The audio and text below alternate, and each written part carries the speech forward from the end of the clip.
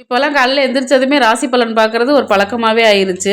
இன்னைக்கு எனக்கு விருச்சிக ராசிக்கு நிம்மதின்னு போட்டிருந்துச்சு. இதைத்தானே இத்தன நாளா தேடி அலையிறேன். சரி இன்னைக்காவது கிடைக்குதான்னு பார்ப்போம். தம்பியோட ஸ்நாக்ஸுக்கு சுண்டல் ஒரு சைடு வேக வச்சுட்டு உல வச்சு அரிசி போட்டு விட்டாச்சு. இன்னைக்கு சௌசௌக்கா சாம்பார் தான் வைக்க போறேன். காய் குட்டி குட்டியாக கட் பண்ணி எடுத்துக்கிட்டு துவரம்பருப்பு பாசிப்பருப்பு எல்லாத்தையும் வாஷ் பண்ணி குக்கரில் சேர்த்துக்கணும். 4 பல்லு பூண்டு, 2 தக்காளி, ஒரு பெரிய வெங்காயம், 2 பச்சை மிளகாய், மஞ்சத்தூள், உப்பு எல்லாம் சேர்த்து ஒரு 1,5 டம்ளர் தண்ணி ஊற்றி ஒரு 3 விசில் விட்டால் போதும், நல்லா வெந்துடும்.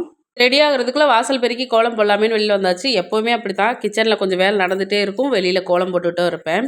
எப்படின்னா ஃபஸ்ட்டு தண்ணி தெளிச்சிட்டு வந்து பாதி வேலையை பார்த்துட்டு போவேன். அதுக்கப்புறமா கோலம் போட்டு வந்து பாதி வேலை பார்த்துட்டு அப்புறம் போய் கலர் கொடுப்பேன்.